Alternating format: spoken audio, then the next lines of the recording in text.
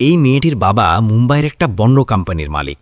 এই বদমেজাজি অহংকারী মেয়েটা বাবার টাকার ওপর ভর করে আকাশ পাতাল দেখায়। একদিন এই মেয়েটির বাবা হার্ট অ্যাটাক করে হাসপাতালে ভর্তি হয়ে যান এবং মৃত্যুর আগে মেয়ের বিয়ে দিয়ে দেন একটা ডেলিভারি বয়ের সঙ্গে। বিয়ের পরে ছেলেটাকে ঘরজামাই করে রাখা হয়। এই ছেলেকে ঝাড়ু পোছা করতে হয়, এমনকি টয়লেট পর্যন্ত পরিষ্কার করতে হয় এবং খেতে দেয়া হয় শুধু শুকনো রুটি। কিন্তু এই ছেলেটা কোনো সাধারণ মানুষ নয়। এ দুবাইয়ের সবচেয়ে বড় কোম্পানির মালিক এবং ইচ্ছে করে নিজের পরিচয় লুকিয়ে ডেলিভারির কাজ শুরু করেছে।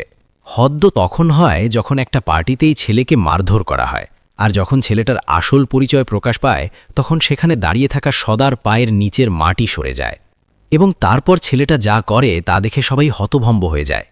আচ্ছা, কেন এই ছেলে কিছু না বলে এত অত্যাচার সহ্য করেছে আর কেন এতদিন নিজের পরিচয় লুকিয়ে রেখেছে? চলো ভিডিওটা শুরু থেকে বুঝে নিই। কিন্তু ভিডিও শুরু করার আগে আমি আপনাদের কাছে একটাই অনুরোধ করব, ভিডিওতে আগেই একটা লাইক করে আমাদের চ্যানেলটা সাবস্ক্রাইব করে নিন।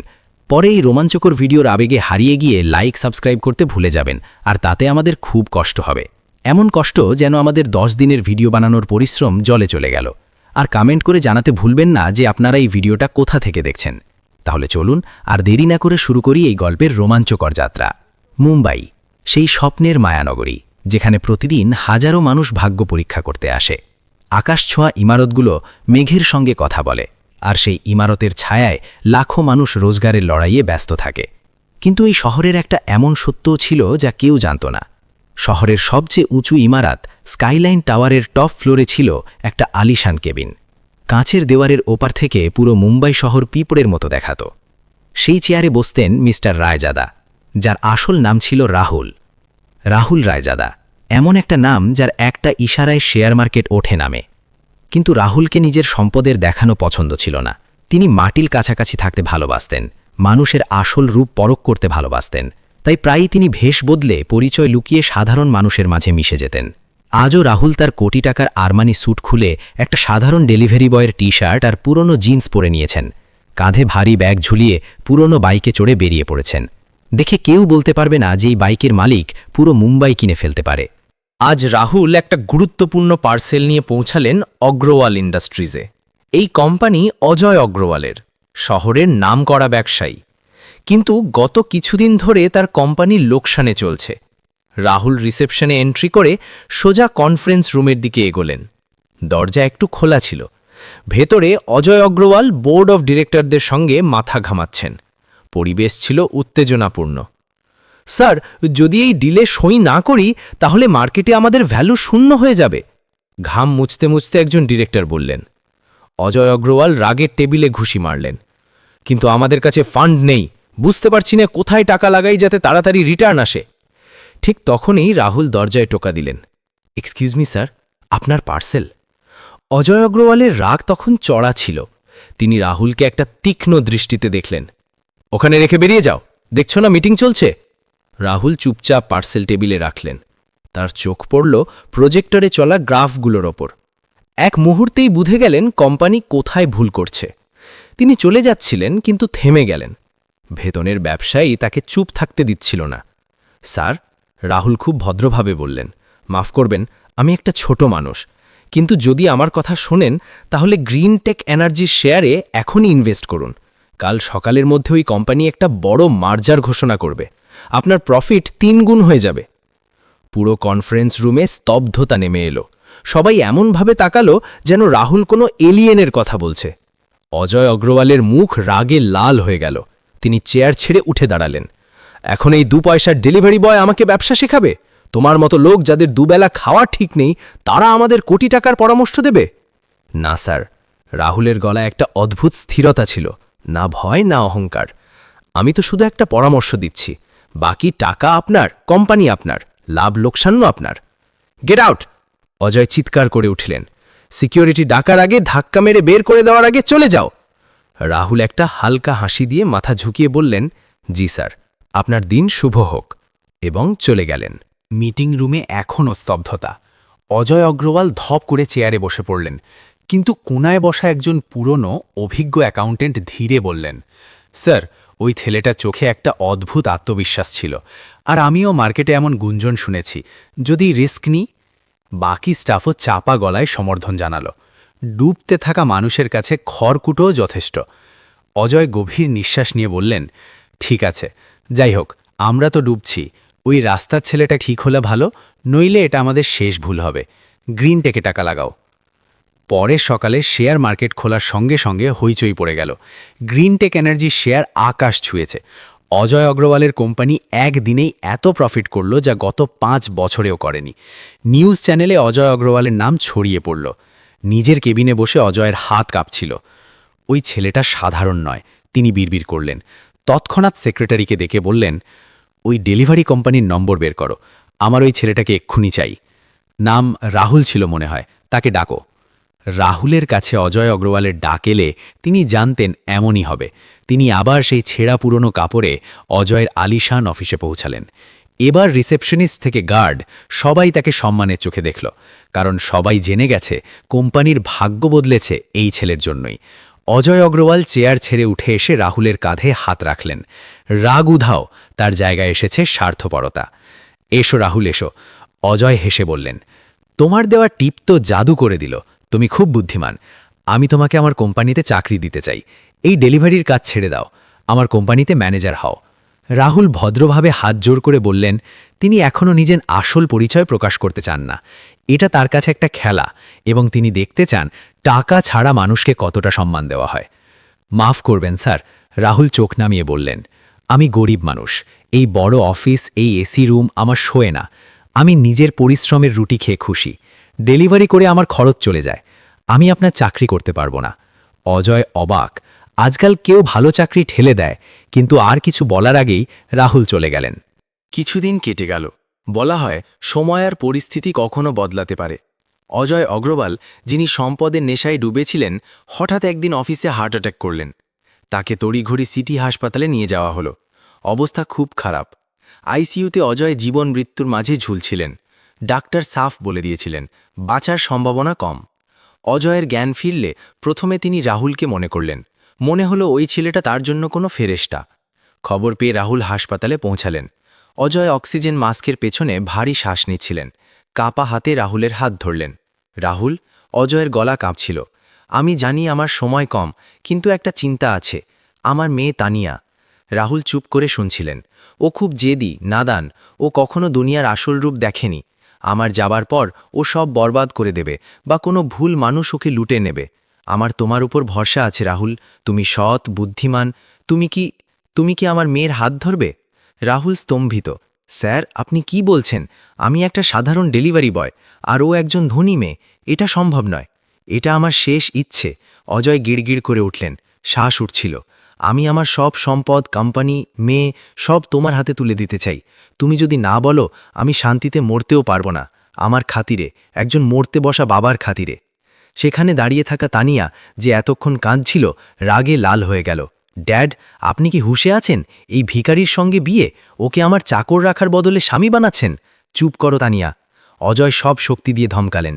তুমি জানো না একে, এ সেই হীরা যে তোমাকে বাঁচাবে। পরিস্থিতি এমন হলো যে রাহুলকে একজন মরতে থাকা মানুষের জেদের কাছে মাথা নোয়াতে হলো। সেই হাসপাতালের ঘরেই সাক্ষীদের সামনে রাহুল আর তানিয়ার বিয়ে হয়ে গেল। তানিয়ার চোখে রাহুলের জন্য শুধু ঘৃণা, আর রাহুলের চোখে একটা অদ্ভুত নীরবতা। বিয়ের কিছুক্ষণ পরেই অজয় অগ্রওয়ালের মৃত্যু হল না, বরং তার অবস্থার উন্নতি হতে লাগল। ডাক্তারদের অলৌকিকতা না ভাগ্য, কিন্তু বিয়ে হয়ে গেছে। রাহুল এখন ঘরজামাই হয়ে অগ্রওয়াল ভিলায় চলে এলেন। এখান থেকেই শুরু হলো রাহুলের সেই জীবন যা ননকের চেয়েও কম ছিল না। পরের সকালে রাহুল ঘুম থেকে উঠতেই মুখে জলের ঝাপটা পড়ল। তানিয়া হাতে জগ নিয়ে দাঁড়িয়ে, চোখে আগুন। উঠেছ মুফতখোর? তানিয়া চিৎকার করে বলল, এটা আমার বাড়ি, কোনো ধর্মশালা নয়। এখানে থাকতে হলে চাকরের মতো থাকতে হবে। ড্যাড বিয়ে করিয়ে দিয়েছেন, কিন্তু আমি তোমাকে কখনো স্বামী মানব না। আমার কাছে তুমি শুধু একটা লিগ্যাল ভুল। রাহুল মুখ থেকে জল মুছে শান্তভাবে তাকালো। গুড মর্নিং তানিয়া, বেরিয়ে যাও। তানিয়া তাকে একটা ঝাড়ু ধরিয়ে দিল। আজ থেকে বাড়ির চাকররা ছুটিতে, পুরো বাড়ি পরিষ্কার, বাসন কাপড় সব তোমার কাজ, আর একটা ভুল হলেই রাতের খাওয়া বন্ধ। তানিয়ার মা শিলা, যিনি সোফায় বসে চা খাচ্ছিলেন, তাও তাচ্ছিল্য করে বললেন, হায় রাম, কি ফুটানি কপাল আমার। ভেবেছিলাম জামাই রাজপুত্র আসবে, এ তো রাস্তার ফকির গলায় পড়ে গেল। এই ছেলে, ওই কোণে ধুলো দেখা যাচ্ছে, ভালো করে পরিষ্কার করো। তোমার বাপদাদা বোধহয় এই কাজই করতেন, তাই তোমার অভ্যেস আছে। তার ভেতরের মিস্টার রায়জাদা এক মুহূর্তের জন্য জেগে উঠলেন, যিনি এই পুরো ভিলা একটা চেকে কিনে ফেলতে পারেন। কিন্তু তিনি রাগ গিলে নিলেন। তিনি প্রতিশ্রুতি দিয়েছিলেন এবং তিনি প্রতিশ্রুতির পাক্কা। চুপচাপ ঝাড়ু ধরলেন, কিন্তু তিনি জানতেন না যে তানিয়ার এই ঘৃণা শুধু শুরু। তার জীবনে আরেকটা ঝড় আসতে চলেছে। শ্বশুরবাড়িতে রাহুলের জীবন নরকের চেয়ে কম ছিল না। সকাল থেকে রাত অবধি বকুনি, গালাগালি আর অপমান। অজয় আগরওয়ালের শরীরে উন্নতি হচ্ছিল, কিন্তু তিনি বিছানায়, এবং এর পুরো সুবিধা নিচ্ছিল তানিয়া আর তার মা শিলা। রাহুল চুপচাপ সব সহ্য করছিলেন, কারণ তিনি অজয়কে কথা দিয়েছিলেন। কিন্তু প্রত্যেক মানুষের ধৈর্যের একটা সীমা আছে। এক দুপুরে রাহুল ডেলিভারির কাজে ছিলেন। তাকে একটা পার্সেল ডেলিভার করতে হবে হোটেল রয়্যাল প্যালেসের রুম নাম্বার 402-এ। এটা শহরের সবচেয়ে দামি হোটেল। রাহুল পার্সেল নিয়ে হোটেলে পৌঁছালেন। লিফট নিয়ে 4র্থ তলায় গেলেন। 402 নম্বর ঘরের বেল বাজাতেই ভেতর থেকে হাসির শব্দ ভেসে এলো। কিছুক্ষণ পর দরজা খুলল। সামনে যা দেখলেন তাতে রাহুলের পায়ের নিচের মাটি সরে গেল। দরজায় শিবম দাঁড়িয়ে, শার্টের বোতাম খোলা, হাতে ওয়াইনের গ্লাস, মুখে ঘৃণ্য হাসি। আর তার ঠিক পেছনে বিছানায় বসে তানিয়া, ছোট গাউন পরা, চুল এলোমেলো। রাহুলকে দেখে শিবম ঠোঁট বেঁকিয়ে হাসল। আরে তানিয়া ডার্লিং, দেখো তো কে এসেছে। তোমার সেই কি যেন বলে, হ্যাঁ, লিগ্যাল চাকর পার্সেল নিয়ে এসেছে। রাহুলের রক্ত ফুটে উঠল। মুঠো এত জোরে বন্ধ যে নখ হাতে বিঁধে গেল। তুমি তুমি এখানে, আর এর সঙ্গে? তানিয়া গলায় বিন্দুমাত্র লজ্জা নেই। সে নিশ্চিন্তে বিছানা থেকে উঠে রাহুলের কাছে এলো। চোখে শুধু তাচ্ছিল্য। কি দেখছ ফ্যালফ্যাল করে? তানিয়া তীব্র গলায় বলল, হ্যাঁ, আমি শিবামের সঙ্গে এখানে, কারণ ও আমার লেভেলের। ও লাখ কোটি টাকায় খেলে, তোমার মতো বউয়ের টুকরোর উপর ভাত খায় না। হিম্মত কি করে হলো তোমার? রাহুল প্রথমবার গলা চড়ালেন। মুখ রাগে তেতি উঠেছে। আমি তোমার স্বামী তানিয়া, আর তুমি একটা হোটেলের ঘরে? গলা নামাও। তানিয়া সিংহিনীর মতো গর্জে উঠল। স্বামী? তুমি কাগজের টুকরোয় আমার স্বামী। বাস্তবে তুমি আমার জুতোর ধুলোরও যোগ্য নও। আর শোন, আমরা এখানে শুধু মজা করতে আসিনি, বিজনেস ডিসকাস করছি। শিবম রাহুলের কাঁধে ধাক্কা দিল। আবে চল বেরো। বড়দের কথায় বাচ্চারা মুখ খোলে না। কাল শহরের সবচেয়ে বড় টাইকুন মিস্টার রায়জাদা একটা বিশাল ডিল করতে চলেছেন। তানিয়া আর আমি সেই প্রস্তুতি নিচ্ছি। ডিলটা পেলে আমরা এই শহরের রাজা রানী হব। রাহুল শিবমের হাত ঝেটকিয়ে দিলেন। তার হাসি পাচ্ছিল তাদের মূর্খতায়। যে মিস্টার রায়জাদাকে তারা ইমপ্রেস করার স্বপ্ন দেখছে, সে তাদের সামনে দাঁড়িয়ে অপমানিত হচ্ছে। রাহুল গভীর শ্বাস নিয়ে তানিয়ার চোখে তাকালেন। তানিয়া, বিজনেস ডিল হোটেলের বন্ধ ঘরে হয় না। আমি জানি তুমি এখানে কি করতে এসেছ। তোমার লজ্জা করা উচিত। তানিয়ার অহংকার সপ্তম আকাশে। সে নিয়ন্ত্রণ হারালো। মুখ ছাদিস আমার সঙ্গে? ছ্যাত! একটা জোরালো চর রাহুলের গালে পড়ল। তানিয়াই মেরেছে। তুমি একটা নোংরা নর্দমার কীট রাহুল। তোমার সঙ্গে বিয়ে করা আমার জীবনের সবচেয়ে বড় ভুল। আমি তোমার থেকে ক্লান্ত। আমি এখনই তোমার থেকে ডিভোর্স চাই। এই ভিখারির কাছ থেকে মুক্তি চাই। ঘরে স্তব্ধতা। রাহুল গালে হাত রাখলেন। সেই চরটা তার ভেতরের স্বামীকে মেরে ফেলেছে, এবং এখন সেখানে শুধু মিস্টার রায়জাদা রয়ে গেছেন। রাহুলের চোখ থেকে রাগ মুছে গেল। তার জায়গায় এলো একটা ঠান্ডা ভয়ঙ্কর শান্তি। তিনি ধীরে বললেন, ঠিক আছে তানিয়া, তুমি যা চাও তাই হবে। তোমার ডিভোর্স চাই? পাবে। কিন্তু মনে রেখো, আজ তুমি যা হারিয়েছ তা কেনার সামর্থ্য তোমার খানদানের 7 পুরুষেও হবে না। তানিয়া আর শিবম পাগলের মতো হাসতে লাগল। আরে যা, ডায়ালগ মারিস না, বেরো এখান থেকে। রাহুল পার্সেলটা মাটিতে আছড়ে ফেলে ঘুরে চলে গেলেন। যেতে যেতে মনে মনে শপথ নিলেন, এখানে খেলা শেষ তানিয়া। এতদিন তুমি রাহুলকে চিনেছ, কাল তোমার সঙ্গে দেখা হবে রায়জাদার। সেদিন রাহুল তানিয়ার বাড়ি ফেরেননি। তিনি পুরনো বাইক স্টার্ট করে সোজা পৌঁছে গেলেন সেই জায়গায় যেখানে গত কয়েক মাস পা রাখেননি। স্কাইলাইন টাওয়ারের পেছনের রাস্তা দিয়ে ভেতরে ঢুকলেন। লিফট সোজা 50তম তলায় থামল। লিফটের দরজা খোলার সঙ্গে সঙ্গে সামনে দাঁড়ানো গার্ডরা স্যালুট ঠুকল। যদিও রাহুল ডেলিভারি বয়ের পোশাকেই ছিলেন, কিন্তু তার চলনে এখন এক রাজার গর্ব। তিনি সোজা নিজের আলিশান কেবিনে ঢুকলেন। সেখানে তার বিশ্বস্ত ম্যানেজার বিবেক কম্পিউটারে কাজ করছিল। রাহুলকে দেখে বিবেক ঘাবড়ে উঠে দাঁড়াল। স্যার, আপনি? আর এই অবস্থায়? বিবেক অবাক হয়ে জিজ্ঞেস করল। রাহুল কিছু না বলে চেয়ারে বসে জলের গ্লাস খেলেন। তার চোখে একটা অদ্ভুত আগুন। বিবেক, কালকের প্রস্তুতি কেমন আছে? প্রস্তুতি? রাহুল ভারী গলায় জিজ্ঞেস করলেন। জি স্যার, পুরোপুরি তৈরি। কাল গ্র্যান্ড হায়াতের শহরের সব বড় ইনভেস্টাররা আসছেন। তানিয়া আগরওয়াল আর শিবম ঘোরানাও মিটিংয়ের জন্য অ্যাপয়েন্টমেন্ট চেয়েছে। বিবেক ফাইল চেক করতে করতে বলল। রাহুলের মুখে একটা ব্যঙ্গাত্মক হাসি ফুটে উঠল। তাদের আসতে দাও, কালকের শো তো তাদের জন্যই। আর শোনো বিবেক। জি স্যার। কাল আমার এন্ট্রি ওভাবে হবে না যেভাবে সবাই ভাবছে। আমি নিজের আসল পরিচয় সবাইকে জানাবো, কিন্তু নিজের স্টাইলে। তোমাকে শুধু একটা কাজ করতে হবে। রাহুল বিবেককে কিছু নির্দেশ দিলেন। বিবেকের চোখে চমক উঠল। সে মাথা ঝুঁকিয়ে বলল, জি স্যার, ঠিক তেমনই হবে। পরের দিন মুম্বাইয়ের সবচেয়ে আলিশান হোটেল গ্র্যান্ড হায়াত সেজে উঠেছিল। শহরের দামি দামি গাড়িগুলো সেখানে থামছিল।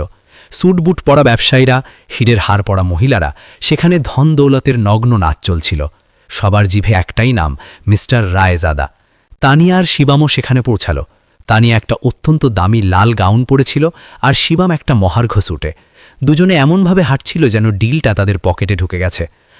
আজ দেখো শিবাম, আমি রায়জাদাকে আমার আদব কায়দায় এমন ইমপ্রেস করব যে ডিল কি নিজের কোম্পানিটাই আমার নামে করে দেবেন, তানিয়া অহংকারে বলল। একদম বেবি, আর ওই ভিখারি রাহুলের থেকে তো ছাড়া পেয়েই গেছি। আজকের দিনটা আমাদের জয়ের। শিবাম হেসে ওয়াইনের গ্লাস তুলল।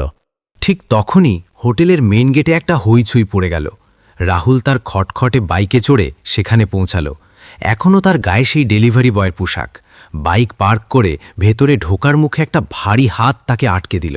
ওই, কোথায় ঢুকছিস? একটা কড়া গলা গর্জে উঠল। এটা ছিল রামফল বান, সবচেয়ে বদমেজাজি আর অহংকারী সিকিউরিটি হেড। রামফল রাহুলকে মাথা থেকে পা অবধি ঘুরিয়ে দেখে ঘৃণায় হাসল। দেখছিস বন্ধুরা, রামফল তার সঙ্গী গার্ডকে বলল, আজকালকার ভিখারিদের শক্ত দেখ, ছেঁড়া জুতো পরে 5 স্টার হোটেলে ঢুকতে চায়।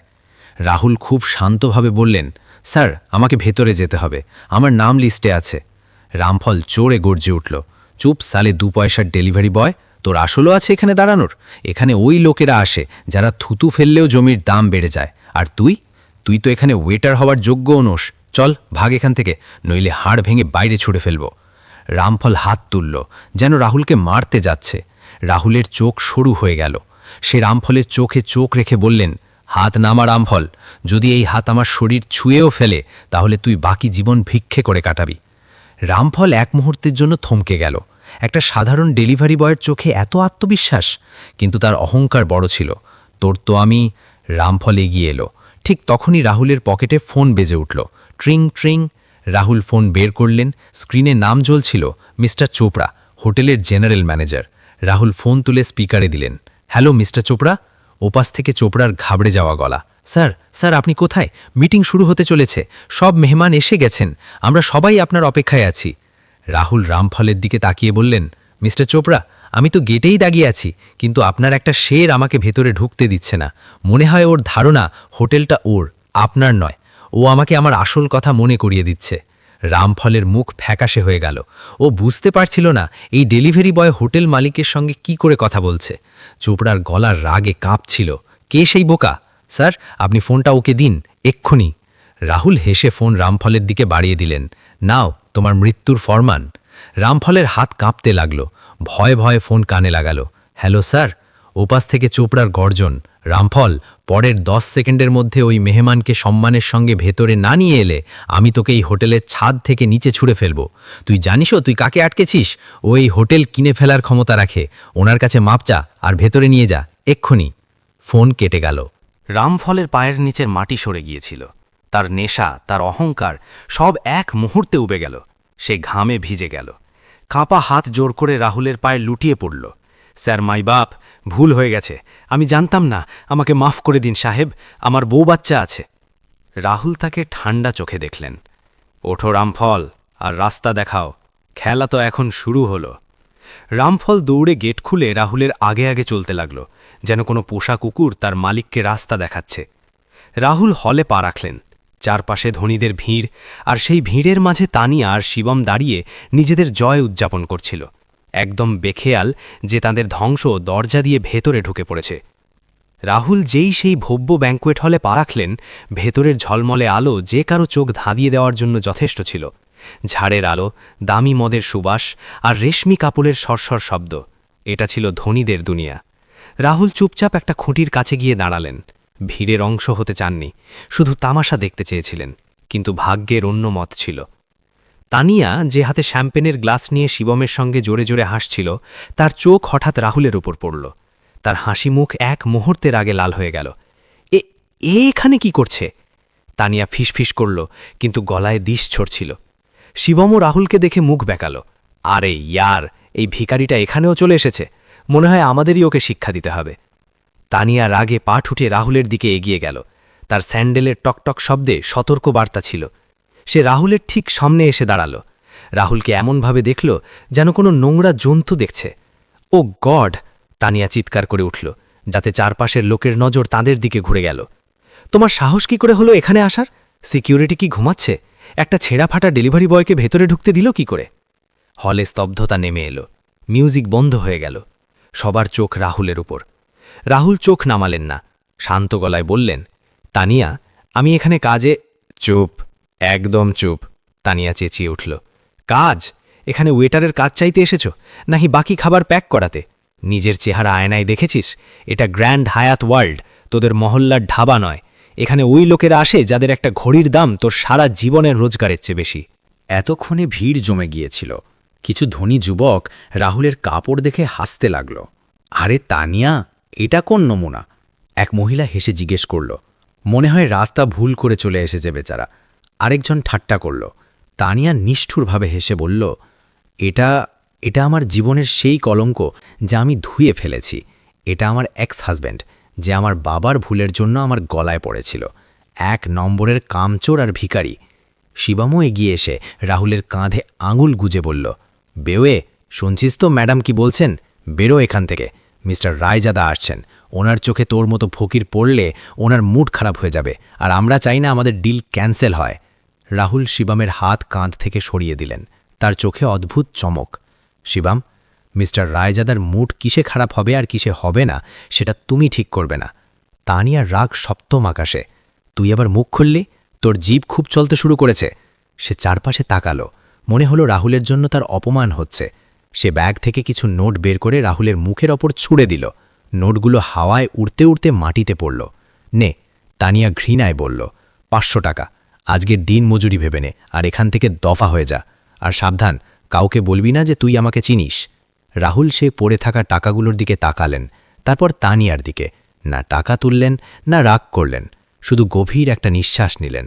তানিয়া, এই টাকাগুলো সামলে রাখো, খুব শিগগিরই তোমার এগুলোর খুব দরকার পড়বে। এ কথা শুনে তানিয়া নিয়ন্ত্রণ হারালো। ধমকি? তুই আমাকে ধমকি দিচ্ছিস? সে আগুন হয়ে রাহুলের দিকে লাফ দিল, হাত তুলল একটা জোরালো চড় মারার জন্য। তোকে তো আমি। পুরো হল নিঃশ্বাস বন্ধ করে দেখছিল। তানিয়ার হাত হাওয়ায় ঝুলছিল যখন হলের মেইন দরজা থেকে একটা কড়া গম্ভীর গলা গর্জে উঠল, সাবধান, যদি ওই হাত নেমে আসে তাহলে ওই হাত কেটে ফেলতে আমার 1 সেকেন্ড লাগবে না। তানিয়ার হাত হাওয়ায় জমে গেল। সবাই দরজার দিকে তাকালো। সেখানে দাঁড়িয়ে মিস্টার চোপড়া, হোটেলের মালিক, আর তার পেছনে 10 জন বাউন্সার আর পুরো স্টাফ মাথা ঝুঁকিয়ে। চোপড়ার মুখে ঘাম, চোখে ভয়। তিনি প্রায় দৌড়ে ভিড় ঠেলে এগিয়ে এলেন। তানিয়ার মুখে হাসি ফুটল। মনে হলো চোপড়া তাকে বাঁচাতে এসেছেন। সে তাড়াতাড়ি চোপড়ার কাছে গেল। মিস্টার চোপড়া, থ্যাঙ্ক গড আপনি এসেছেন। দেখুন না, এই 2 পয়সার লোকটা এখানে ঢুকে হইচই করছে। প্লিজ ওকে ধাক্কা মেরে বাইরে বের করুন, নইলে মিস্টার রায়জাদা লেগে যাবেন। চোপড়া তানিয়ার দিকে তাকালেনও না। তাকে এমনভাবে উপেক্ষা করলেন যেন সে সেখানে নেই। তিনি সোজা রাহুলের কাছে গেলেন, আর তারপর যা হলো তা দেখে উপস্থিত প্রত্যেকের নিঃশ্বাস আটকে গেল। হলি মৃত্যুর মতো স্তব্ধতা। সূচ পড়লেও শোনা যেত। চোপড়া হাত জোর করে কাঁপা গলায় বললেন, মাফ করবেন স্যার, আমার আসতে 5 মিনিট দেরি হয়ে গেল। আমার স্টাফ আপনাকে চিনতে পারেনি। এটা আমার জীবনের সবচেয়ে বড় ভুল। প্লিজ স্যার, আমাকে চাকরি থেকে বরখাস্ত করবেন না। তানিয়ার চোখ হাঁ হয়ে গেল। তার মাথা ঘুরতে লাগল। হোয়াট? মিস্টার চোপড়া, আপনি এটা কি করছেন? এ তো একটা ডেলিভারি বয়, এ তো রাহুল। চোপড়ার আগে তানিয়ার দিকে ঘুরে গর্জে উঠলেন, জিভ বন্ধ রাখো মেয়ে, তুমি জানো এ কে? এ শুধু রাহুল নয়, এ দেশের সবচেয়ে বড় business tycoon, royal group of ইন্ডাস্ট্রিজের মালিক মিস্টার রাহুল রায়জাদা। এই নাম শুনেই যেন হলে বোমা ফাটল। কি? রায়জাদা? এই সেই? ও মাই গড! লোকেদের হাত থেকে ওয়াইনের গ্লাস ছুটে মাটিতে চুরমার হতে লাগল। শিবমের মুখ এমন সাদা হয়ে গেল যেন তার সব রক্ত চুষে নেওয়া হয়েছে। তার পা কাঁপতে লাগল। তানিয়া তো যেন পাথরের মূর্তি হয়ে গেল। তার কানে চোপড়ার কথা গুমরে গুমরে ফিরছিল। Mister Rahul Raizada, mister Rahul Raizada. রাহুল ধীরে চোপড়ার কাঁধে হাত রাখলেন। উঠুন চোপড়াজি। এখন রাহুলের বডি ল্যাঙ্গুয়েজ বদলে গিয়েছিল। ঝুঁকে থাকা কাঁধ সোজা হয়ে গেল, চোখে সেই তেজ যা সহ্য করা কঠিন। তিনি ডেলিভারির ক্যাপ খুলে ছুঁড়ে ফেলে দিয়ে চুলে হাত বুলিয়ে নিলেন। এখন সেখানে কোনো অসহায় স্বামী নয়, দাঁড়িয়ে একটা সিংহ। রাহুল ধীর পায়ে তানিয়ার কাছে এলেন। তানিয়ার চোখ এখন রাহুলের সঙ্গে মিলতে সাহস পাচ্ছিল না। কি হলো তানিয়া? রাহুলের গলায় অসাধারণ আত্মবিশ্বাস আর ব্যঙ্গ। তুমি তো মিস্টার রায়জাদার অপেক্ষায় ছিলে, তাই না? নাও, আমি এসে গেছি। এবার বলো, কোন ডিল করতে চাও? তানিয়ার গলা শুকিয়ে গেল। সে কিছু বলতে চাইল, কিন্তু শব্দ গলায় আটকে গেল। রাহুল, তুমি রায়জাদা, কিন্তু তুমি বলনি কেন? রাহুল হাসলেন, একটা শুকনো বেদনাদায়ক হাসি। বলার সুযোগ দিয়েছিলে তুমি। যেদিন আমি তোমাকে বলেছিলাম কোথায় ইনভেস্ট করতে হবে, সেদিন তোমার বাবা আমাকে অপমান করেছিলেন। যেদিন তুমি আমাকে চড় মেরেছিলে, সেদিন আমি তোমাকে স্ত্রী মেনেছিলাম। কিন্তু তুমি কি দেখেছ? শুধু আমার কাপড়, শুধু আমার পদ। রাহুল শিবমের দিকে তাকালেন, যে এখন ভিড়ে লুকোতে চাইছিল। আর তুমি শিবম, তুমি তো কোটি টাকায় খেলো, তাই না? তাহলে কাঁপছ কেন? এসো, হাত মেলাও, বিজনেসের কথা বলি। শিবম হাঁটু গেলে বসে পড়ল। স্যার আমাকে মাফ করুন, আমি জানতাম না। তানিয়াই আমাকে উস্কে দিয়েছিল। আমার কোনো দোষ নেই স্যার। রাহুল তানিয়ার দিকে তাকালেন। দেখো তানিয়া, এটা তোমার ক্লাস। প্রথম বিপদ আসতেই এ তোমার পাস ছেড়ে দিল। তানিয়া এখন কাঁদতে শুরু করেছিল, হয়তো নিজের ভুলের জন্য, নয়তো নিজের দুর্ভাগ্যের জন্য। সে রাহুলের পায়ে লুটিয়ে পড়ার জন্য এগোলো। রাহুল, প্লিজ, আমার ভুল হয়ে গেছে। আমি বোকা হয়ে গিয়েছিলাম। আমি তোমার স্ত্রী। রাহুল, প্লিজ আমাকে মাফ করে দাও। আমরা আবার শুরু করতে পারি। ড্যাড আমাদের জোড়া লাগিয়েছিলেন। আমরা শুধু... রাহুলের গলা বিদ্যুতের মতো কড়কে উঠল। স্ত্রী শব্দটা মুখে আনো না তানিয়া। সেই সম্পর্ক ওই হোটেলের ঘরেই শেষ হয়ে গিয়েছিল, যেখানে তুমি আমাকে নোংরা নর্দমার কীট বলেছিলে। তুমি তো তালাক চেয়েছিলে, তাই না? তথাস্তু। রাহুল বিবেককে ইশারা করলেন। বিবেক একটা ফাইল রাহুলের হাতে দিল। রাহুল ফাইলটা তানিয়ার সামনে নাড়ালেন। এই নাও তালাকের কাগজ, আমি সই করে দিয়েছি। আর হ্যাঁ, যেহেতু তুমি আর আমার স্ত্রী নও, আর এই পার্টি শুধু আমার বিশেষ মেহমানদের জন্য। রাহুল রামফলকে ডাকলেন, যে এখনও কোনায় দাঁড়িয়ে থরথর করে কাঁপছিল। রামফল, জি মালিক। রামফল দৌড়ে এলো। এই দুজনকে, রাহুল তানিয়া আর শিবমের দিকে ইশারা করলেন, এখনই ধাক্কা মেরে বাইরে বের করো। আর মনে রেখো, এরা যদি আবার আমার কোনো প্রপার্টির কাছাকাছি দেখা যায়, তাহলে সেটা তোমার শেষ চাকরি হবে। রামফলের কাছে নিজের বিশ্বস্ততা প্রমাণের সুযোগ এসে গেল। সে সিংহের মতো তানিয়ার দিকে লাফ দিল। চলো বেরো ম্যাডাম, তোমার নাটক অনেক দেখলাম। না রাহুল, এমন করো না, আমি বরবাদ হয়ে যাব। তানিয়া চিৎকার করতে লাগলো, চেঁচাতে লাগলো, হাত পা ছুটতে লাগলো। কিন্তু রামফল আর বাকি গার্ডরা তাকে আর শিবমকে টেনে হিঁচড়ে হলের বাইরে নিয়ে গেল, ঠিক যেমন কিছুক্ষণ আগে সে রাহুলকে বের করতে চেয়েছিল। হলে স্তব্ধতা। সবাই রাহুলকে দেখছে। রাহুল মাইক হাতে নিলেন। Ladies and gentleman. রাহুলের গলা গম্ভীর হয়ে গেল। এই ড্রামার জন্য মাফ চাইছি, কিন্তু আজ আমাদের সবার একটা শিক্ষা মনে রাখা উচিত। মানুষের পরিচয় তার কাপড়ে নয়, তার কর্মে হয়। Show must go on. সবাই তালি বাজাতে শুরু করল।